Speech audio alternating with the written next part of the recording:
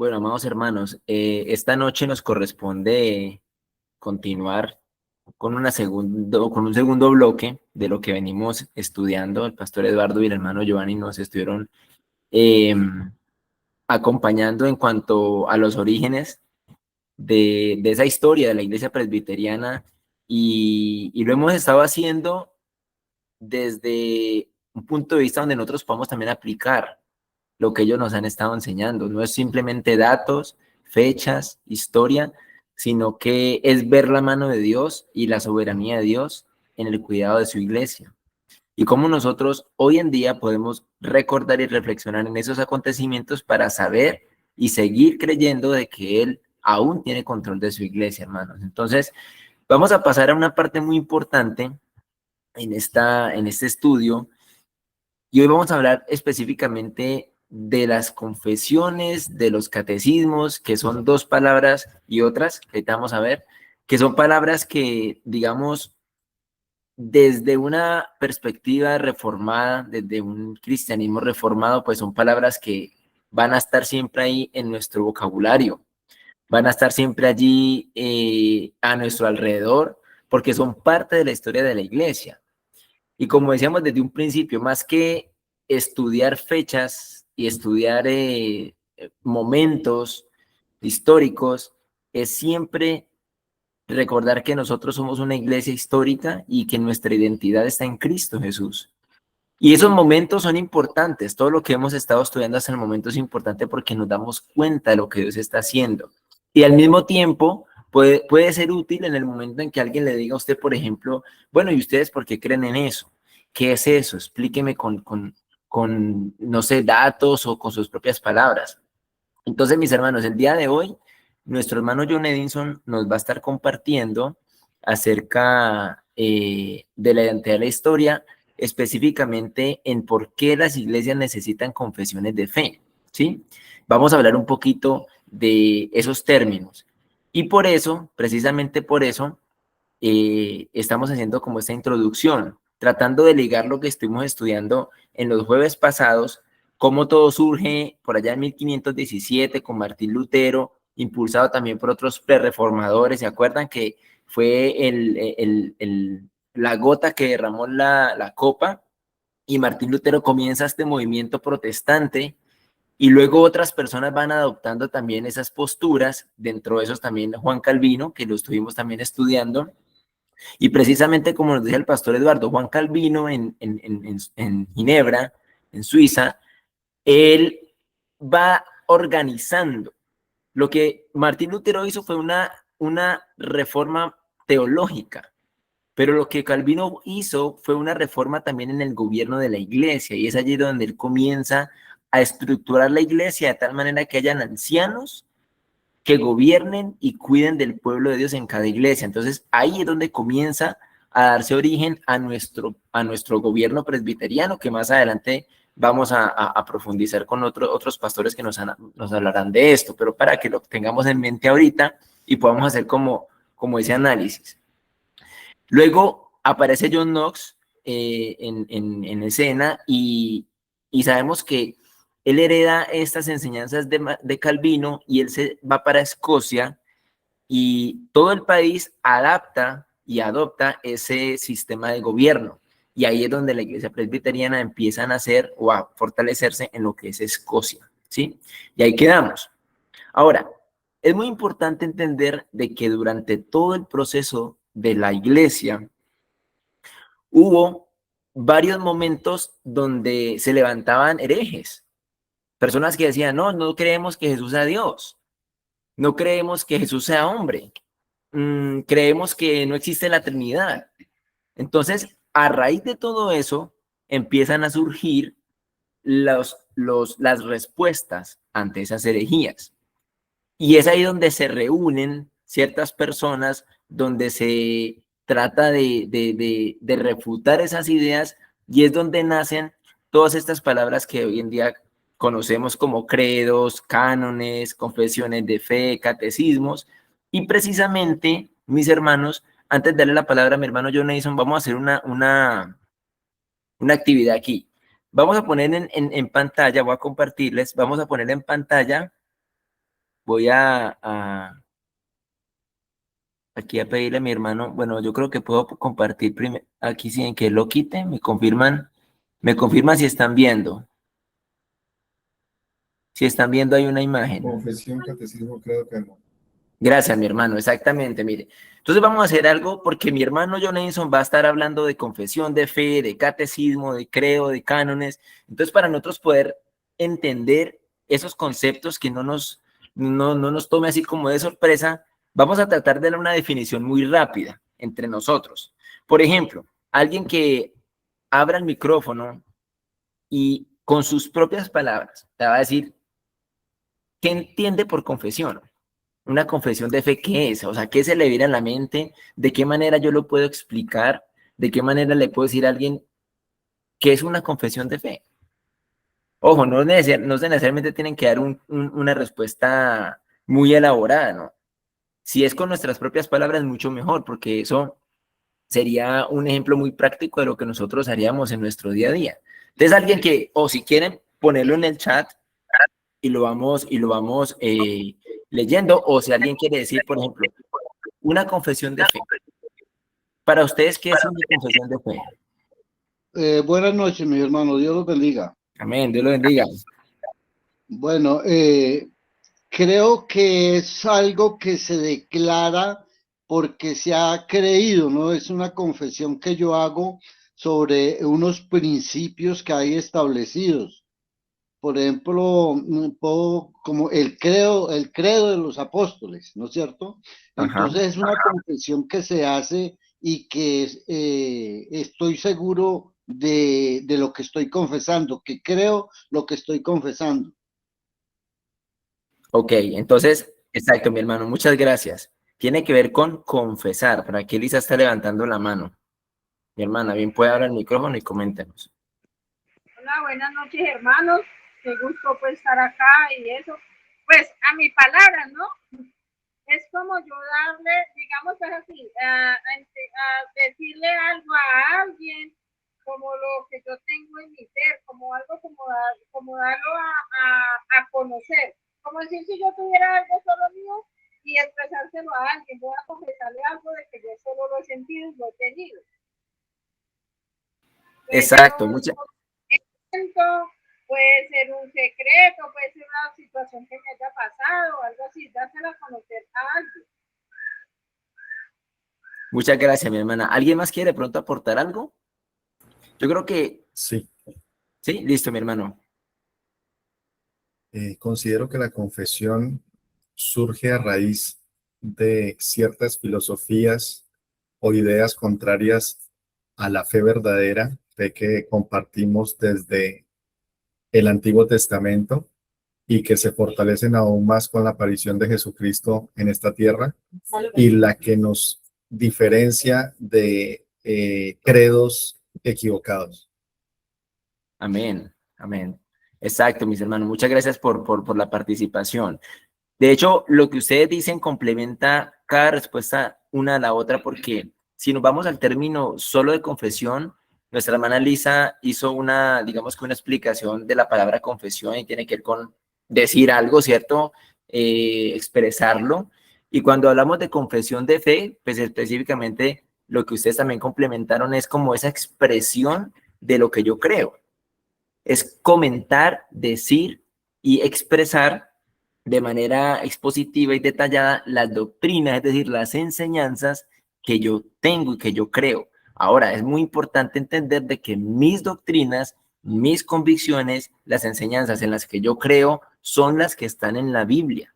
Por eso es que una confesión de fe nunca va a ser un libro que sea ajeno a las escrituras, antes al contrario, tiene que estar directamente ligada a las escrituras y no supera obviamente las escrituras, pero es como un compendio, es como un resumen de las doctrinas en las que yo creo. Y es que era importante, ya mi hermano ahorita nos va a decir por qué era importante. Vamos a pasar a otro concepto, el que tenemos aquí, que es catecismo. Y es interesante este término porque yo creo que nosotros, desde nuestra tradición, digamos, católica, siempre crecimos con ese término. Entonces, ahora verlo desde una iglesia cristiana, es decir, pero ¿por qué catecismo? O sea, alguien que abra el micrófono y diga qué cree. Si no lo sabe, por lo menos diga qué cree, que es un catecismo. ¿A qué hace referencia un catecismo? ¿De dónde salió esa palabra? O lo pueden escribir también en el chat. Mi hermano, bien pueda. Catecismo es un método de enseñanza a través de preguntas. Exacto. Muy bien. Muy acertada la respuesta. Catecismo viene de hecho del griego catequeo, que significa enseñar a viva voz. Y normalmente, como dice mi hermano, esas enseñanzas se basan y se estructuran en preguntas y respuestas, ¿sí? Es decir, de lo que yo creo, yo puedo hacer preguntas y al mismo tiempo responder.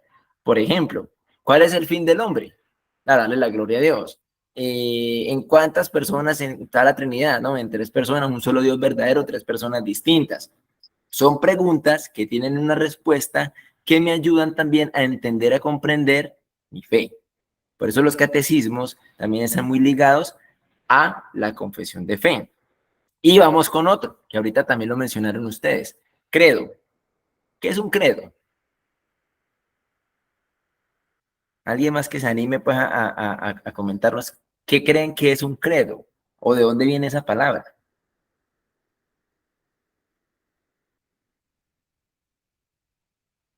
Bueno, todos de buena, hermano. Ya uno, ya uno. Buenas noches. Buenas noches, mi hermana. Pues yo lo que conozco es que el catecismo y el credo viene de lo católico, ¿no? Porque fue la primera iglesia que uno empezó a oír que hablaban de catecismo y más cuando se hacía que es que la primera comunión y todo eso le enseñan a uno. Entonces como que viene de esa iglesia, ¿no? Ok, muy buen aporte, mi hermano, muy buen aporte porque eso nos va a ayudar ahorita a entender un poquito algo muy práctico para nuestra vida. ¿Alguien más quiere comentar algo? Hola, buenas noches. Buenas noches. Pues más o menos lo que le dijo la hermana también, pero la palabra creo, pues la tomaríamos nosotros, bueno, yo digo aquí con mi esposo, como creo. No sé si de pronto venga por ese lado, porque pues cuando hablamos del credo, creo que es cuando debemos recitar creo en Dios, creo y no sé qué, creo, pues Ajá, creo que es por ahí, por ese lado. Muy bien, exactamente. De hecho, credo está en latín y significa eso, yo creo. Ah, sí.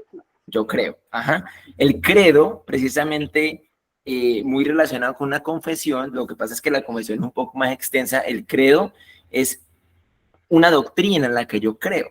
Entonces, por eso surgen los credos para que nosotros podamos tener una noción de en qué creo yo. O sea, yo creo en Dios Padre Todopoderoso, creador del cielo y de la tierra, creo en Jesucristo, su único Hijo, creo en el Espíritu Santo. Ese credo que nosotros nos aprendimos de memoria en algún momento, básicamente reúne doctrinas que son fundamentales. Ahora, lo que ustedes dicen es muy cierto.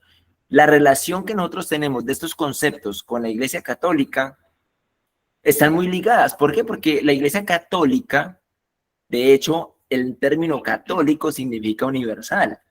O sea, la Iglesia de Cristo es la Iglesia Católica, la Iglesia universal, pero no la Iglesia Católica romana, ¿sí? Ellos como quien dice, se apoderaron del cristianismo y lo hicieron pensar o hicieron creer que ellos eran la religión original, ¿sí? Recuerden que por allá en el Imperio Romano, cuando había tanta persecución de los cristianos, hubo un emperador llamado Constantino que dijo, la religión del imperio ahora va a ser el cristianismo. Entonces cesaron las persecuciones, pero el cristianismo primitivo, se empezó a permear de cosas paganas. Y el catolicismo romano fue el que permitió todo tipo de cosas. Y claro, surgen los catecismos, surgen los credos, y son palabras que se utilizan en la Iglesia Católica. Entonces, cuando nosotros las vemos, pensamos que tienen origen en la Iglesia Católica, pero no tienen origen en la Iglesia Católica romana. Tienen origen en la Iglesia cristiana, en la Iglesia de Cristo, desde los primeros siglos. Y no nos olvidemos de algo, mis hermanos, muy importante, que esto, lo que es confesiones, catecismos, credos y cánones, todo surge a partir de querer explicar y querer mostrarle a las personas las doctrinas en las que nosotros creemos, porque salen y nacen por la necesidad que hay de contrarrestar falsas enseñanzas. Ese es el propósito principal por el cual se hacen, se crean, como para que la gente tenga mucho más fácil en sus manos o en su conocimiento el resumen de una doctrina. Yo creo en esto, creo en la Trinidad, creo en un Dios Padre, un Dios Hijo y un Dios Espíritu Santo, tres personas distintas, pero un solo ser, un solo Dios en esencia, ¿sí? Entonces, eso es un credo. Lo que yo acabo de confesar es un credo, ¿sí? Y eso hace parte también del compendio de doctrinas que están en las confesiones de fe, que son las que mi hermano nos va a explicar ahorita. Y luego tenemos el canon, porque él también va a tocar ese tema. ¿Qué es un canon? Una medida. Exacto, una medida. De hecho, la palabra canon viene de caña de medir. Caña, o sea, una caña de medir es como un estándar, una medida. Una medida es un principio, un patrón que yo voy a seguir. Entonces, a raíz precisamente de malas interpretaciones, de herejías falsas, entonces lo que yo voy a hacer es que voy a crear este estándar, ojo, basado en la escritura, no es algo aparte, ¿sí? Es basado en la escritura, es decir, miren, esto es lo que la iglesia cristiana, esto es lo que Cristo y los apóstoles enseñaron. Entonces, esto queda como canon, como una referencia, como una medida a nuestra fe. ¿Sí ven por qué es importante, mis hermanos, que nosotros entendamos que durante toda la historia Dios ha permitido, no nos olvidemos de esa soberanía, Dios ha permitido que estos documentos, que estos concilios, que estos credos, catecismos, confesiones y cánones surjan para que nosotros como iglesia tengamos como una base, sin olvidarnos de que toda esa base de documentos, o de artículos que nos van a ayudar a nosotros a confiar en nuestras fe y en nuestras creencias, están ligadas especialmente en las escrituras. Son en las escrituras, mis hermanos. No nos olvidemos de eso. Nosotros somos sola escritura y todo lo que diga la Biblia para nosotros es autoridad. Y todo lo que se haga en una iglesia cristiana debe estar sujeto a lo que dice el marco bíblico.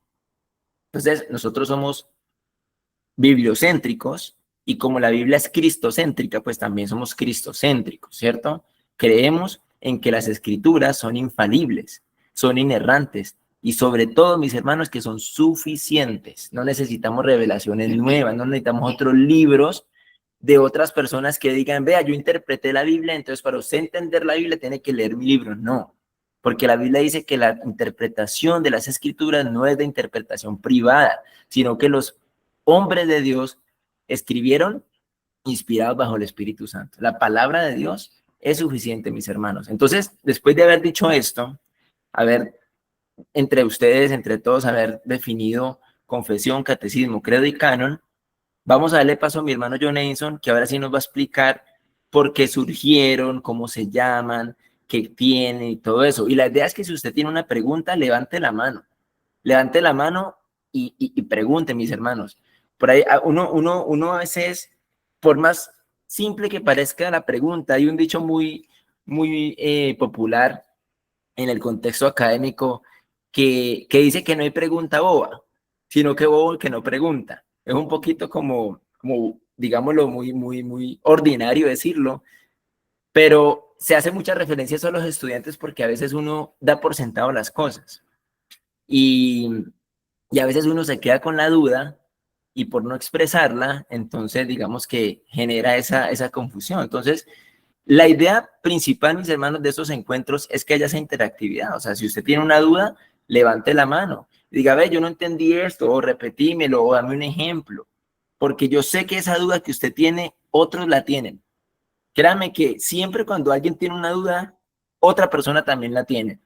Y a veces uno, digamos por pena, no lo dice, pero cuando otra persona lo pregunta, entonces decimos, ay, gracias que esta persona preguntó. Entonces, no, la idea no es correr, la idea es que podamos tomarnos este tiempo que nos queda para que vayamos viendo, va tomando apuntes para que no se nos va a dormir, para que usted no vaya de pronto a desconcentrarse, puede ir tomando apuntes, rayar, para que eso le ayude a usted a estar un poquito más conectado. ¿Listo? También pueden utilizar el chat para que escriban la pregunta, si no la quieren hacer así, la pueden escribir en el chat y ahorita vamos dando espacio para responder a las preguntas. Mis hermanos, entonces vamos a darle paso a mi hermano John Edison. Voy a dejar de compartir para que él vuelva a poner las las diapositivas y bueno, ya estamos pendientes para que él nos hable. Listo, mi hermano, adelante.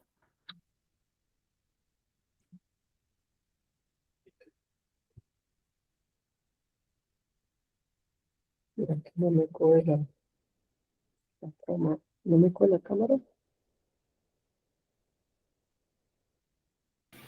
Ya lo escuchamos, mi hermano, pero yo lo escucho como bajito. No se escucha. Buenas noches, mis hermanos, ¿cómo están? Bueno, ahora sí, bien, mi hermano. Bueno, mis hermanos, mi nombre es John Nelson Martínez, soy miembro de la iglesia o la plantación en Buga. Nos congregamos allí en Buga por la misericordia y la gracia de Dios con el pastor César y el pastor Daniel. Allí sirvo como anciano gobernante y estoy casado con mi esposa Jessica Marcela Muñoz hace ya 7 añitos pasaditos y estamos sirviendo allí. Mis hermanos, por aquí se me ha encomendado esa tarea de compartir esta enseñanza. Bueno, en la parte anterior ya el hermano ya lo explicó muy bien con la participación de cada uno de ustedes. Vamos a ir introduciéndonos en ese tema de por qué es importante, mis hermanos, las confesiones en una iglesia. Yo sé que aquí la mayoría venimos de iglesias de contextos no reformados, venimos de contextos carismáticos, pentecostales, católicos, ¿cierto? Y llegamos a una doctrina, a una denominación, ¿cierto? Que tiene cosas, como decía nuestra hermana Derly, cosas católicas y cosas protestantes, ¿cierto? Entonces queda uno como que, bueno, ¿y esto aquí qué? Y también nos distinguimos dentro de otras denominaciones. Lo que han venido enseñando nuestros hermanos, el pastor César, el pastor Mario, el hermano Giovanni, acerca de la historia, y es con el fin, mis hermanos, de que entendamos de que nuestra denominación, por decirlo así, la iglesia, no Betania, ¿no? Porque Betania nació hace poquito con el pastor Lionel, allí en Villavicencio, sino como dar las doctrinas reformadas, ¿no? No surgen en un vacío, no hubo un salto en la historia del Pentecostés y pasamos a Martín Lutero, no. Nosotros creemos que nuestra fe es histórica, ¿cierto? Creemos en una sucesión doctrinal, no apostólica, sino doctrinal, donde a lo largo de toda la historia el fundamento de los apóstoles, como dice en Efesios capítulo 2, versículo 20. Si tiene la Biblia allí, por favor acompáñenme. Dice Efesios capítulo 2, versículo 20. Dice, edificados sobre el fundamento de los apóstoles y profetas, siendo la principal piedra del ángulo Jesucristo mismo. Entonces, hay un fundamento, lo sentaron los apóstoles, porque a ellos fue que se les, los receptores primarios que recibieron la doctrina, ¿cierto? Y que los apóstoles basan, usted ve que ellos normalmente están citando el Antiguo Testamento, es decir, ni siquiera el cristianismo surge en un vacío, sino que también se sustenta en el Antiguo Testamento, en las promesas, lo que más adelante vamos a considerar como la teología del pacto. Entonces, es decir, que hay unas raíces fuertes de nuestra fe. Mis hermanos, acá hay una introducción. ¿Hay algún voluntario con voz fuerte, clara, y me ayuda a leer esa introducción?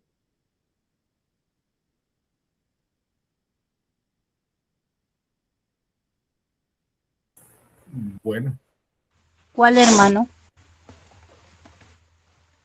¿lo hago? Bien, Hágale, pues, hermano hermanito. César. Bien, pues. Ahí la que está allí. ¿Sí la alcanzan a ver? Sí, en una época marcada por el analfabetismo teológico y el creciente abandono de la doctrina, muchas iglesias han perdido el contacto con una parte esencial de su herencia espiritual y doctrinal. Las confesiones de fe Lejos de sustituir las escrituras, estos documentos han servido históricamente para resumir, preservar y transmitir las enseñanzas bíblicas, fortaleciendo la unidad de la Iglesia y protegiéndola del error. Por ello, resulta necesario redescubrir qué son las confesiones de fe, cuál ha sido su desarrollo en la historia de la Iglesia reformada y por qué continúan siendo relevantes para la vida cristiana en la actualidad. Perfecto, mi hermano, muchas gracias. Mis hermanos, aquí ya tenemos gran parte de nuestra clase, del por qué son importantes.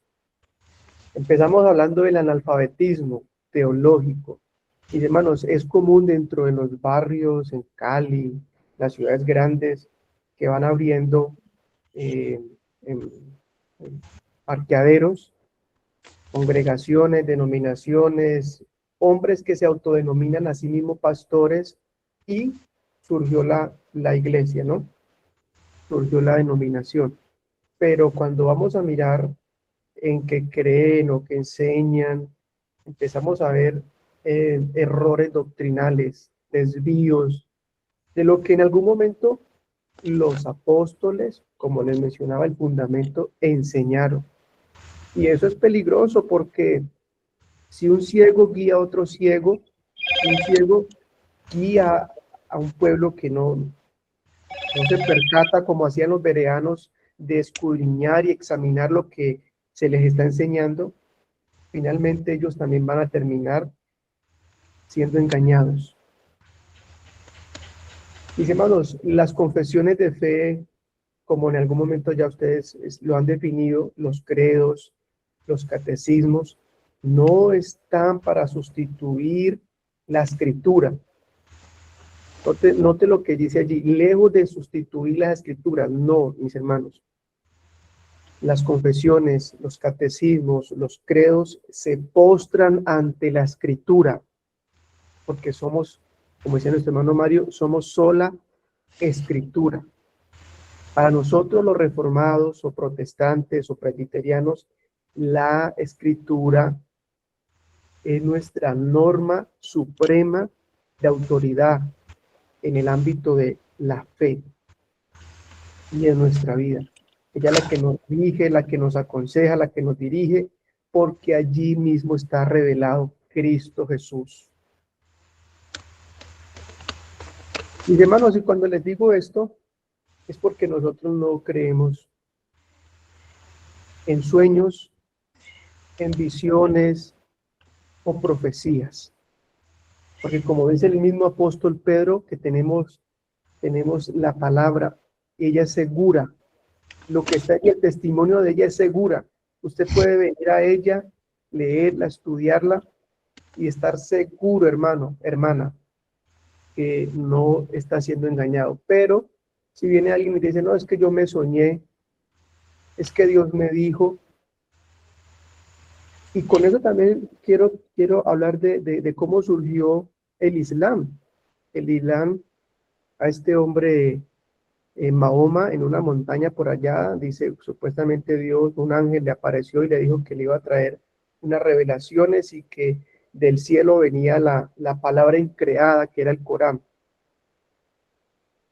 Note que cuando ocurre en Éxodo 19 la revelación, en la entrega de la ley, hay testigos. Y como también nos dice en Primera de Corintios capítulo 15, versículo 1 en adelante, dice así. Primera de Corintios capítulo 15, 1 en adelante dice: además os declaro, hermanos, el evangelio que os he predicado, el cual también recibiste, en el cual también perseveráis, por el cual asimismo si retenéis la palabra que os he predicado, sois salvos, si no creísteis en vano. Porque primeramente os he enseñado lo que asimismo recibí.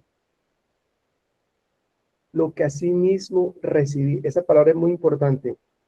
Que Cristo murió por nuestros pecados conforme a las Escrituras, y que fue sepultado y que resucitó al tercer día conforme a las Escrituras, y que apareció a Cefas y después a los 12, y después apareció ¿a cuántos? ¿A cuántas personas?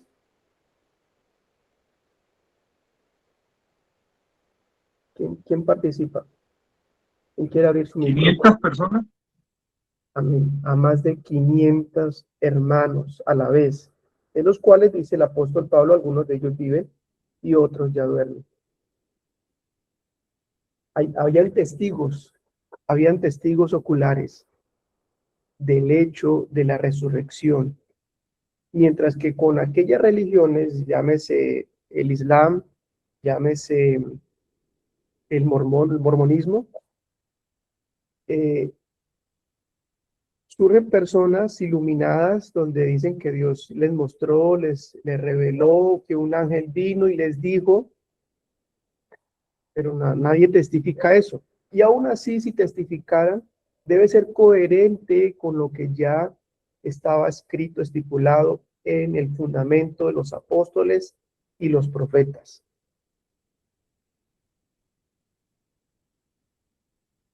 Mis hermanos, hay algo que nos diferencia mucho de la iglesia tradicional romana, y es que la iglesia romana tiene no solamente la Biblia como autoridad, no, ellos creen en la Biblia, nosotros creemos en la Biblia, pero note algo particular, y es que ellos creen que no solamente la Biblia es la autoridad, también el Papa es la autoridad, y la tradición también es la autoridad, y colocan todo eso al mismo nivel, mientras que nosotros, mis hermanos, reconocemos que los concilios, los credos, los catecismos, las confesiones están por debajo, subordinados a las escrituras. Que hay que reconocer que tienen un grado de autoridad, sí. ¿Por qué? Porque los catecismos, los credos, las confesiones extraen. Haga de cuenta que hay una mina y estamos sacando oro. Lo que se hace es extraer ese oro y plasmarlo en el catecismo, plasmarlo en el credo, plasmarlo en la confesión, para que al final usted y yo podamos estudiar sistemáticamente las doctrinas que en algún momento creyeron los apóstoles y toda la iglesia posapostólica. Y esto lo que hace es fortalecer la unidad, mis hermanos, fortalecer la unidad de la iglesia, de lo que creemos, de lo que decimos creer. Y note lo que hace, protege del error, Porque si se levanta alguien autoproclamándose profeta, apóstol o pastor, sin un previo llamado, sin una previa ordenación, está exento. Nadie, no tiene que rendirle cuenta a nadie, está expuesto al error, constantemente al error, a creer cualquier cosa, a enseñar cualquier cosa, y nadie le va a llamar la atención. Entonces lo que hacemos nosotros es sujetarnos a esos catecismos, a esas confesiones, a esos credos, a esos concilios, para preservar en cierta manera una unidad doctrinal. Ahora, ¿por qué no tenemos unidad con la Iglesia Católica Romana? Porque ellos también tienen sus confesiones. Ellos también son una iglesia confesional, por decirlo así. Una vez que Martín Lutero promulga las tesis y las clava en la puerta de Wittenberg,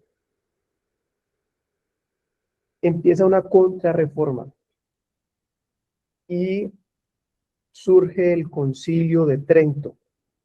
En ese Concilio de Trento, ellos también demarcan, hacen una delimitación, un marco teórico de lo que ellos creen.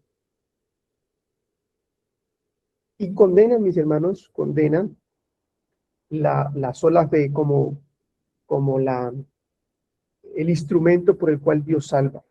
Allí mismo en Efesios capítulo 2, vamos a leer Efesios capítulo 2,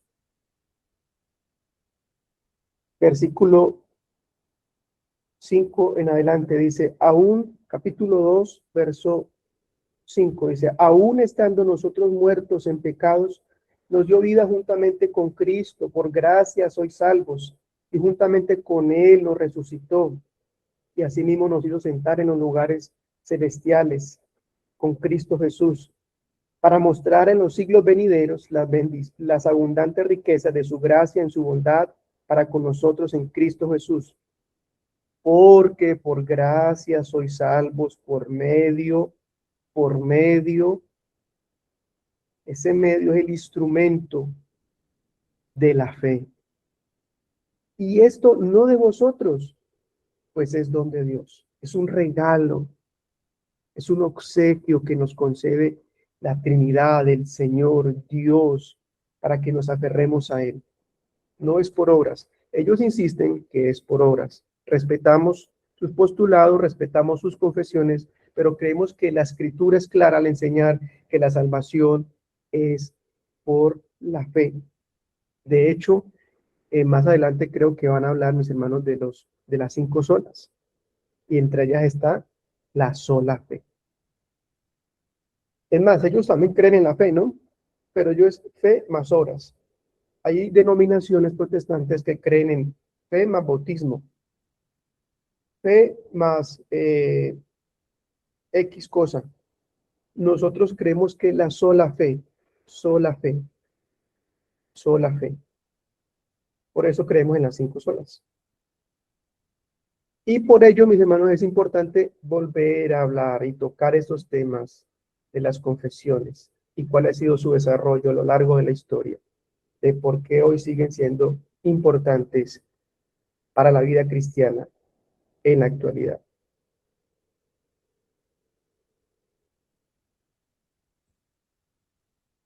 ¿Qué significa ser reformado? Quiero colocar como un paréntesis, porque a veces hablamos de etiquetas. Quiero leerle, mis hermanos. Pueden seguirme allí en la lectura. Dice así: ¿qué significa ser reformado? Con frecuencia se objeta sobre el uso de las etiquetas doctrinales como reformado, presbiteriano o bautista, argumentando que lo único importante es ser cristiano. No sé si usted ha escuchado eso. No, es que yo no soy ni arminiano ni calvinista, yo no soy ni presbiteriano ni bautista, yo no soy esto ni lo otro. Pero si usted empieza a preguntarle, finalmente usted se va a dar cuenta qué es lo que está creyendo. Sin embargo, toda persona utiliza algún tipo de definición para expresar lo que cree. Decir simplemente creo en Dios no responde a la pregunta ¿qué cree usted acerca de Dios? Decir creo en Jesucristo tampoco aclara quién es Jesucristo, qué hizo ni cuál es su relación con el Padre. Incluso afirmar creo en la Biblia deja abierta una cuestión fundamental. Hay algunos que creen en la Biblia, pero no creen precisamente que ella es palabra de Dios. ¿Qué creemos acerca de la Escritura, su autoridad, su suficiencia e interpretación? Las etiquetas doctrinales no existen principalmente para dividir. Vuelvo y repito esa frase. Las etiquetas doctrinales no existen principalmente para dividir, sino para esclarecer. Son formas breves de resumir un conjunto de convicciones teológicas derivadas de las Escrituras. En este sentido, la expresión reformado no es un sustituto de la Biblia, sino una manera de identificar un cuerpo de doctrinas que afirma ciertas verdades acerca de Dios, de Cristo, de la salvación y de la autoridad de la palabra de Dios. Las confesiones de fe surgieron precisamente para cumplir esta función, declarar con claridad que cree.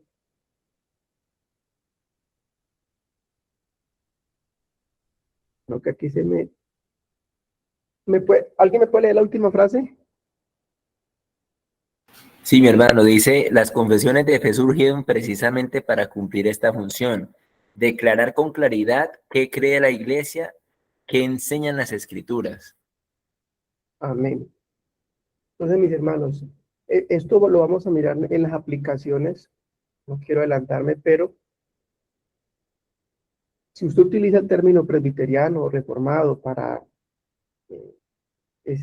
sobresalir y de creerse que es más que alguien, pues en ese sentido sí lo está utilizando mal el término.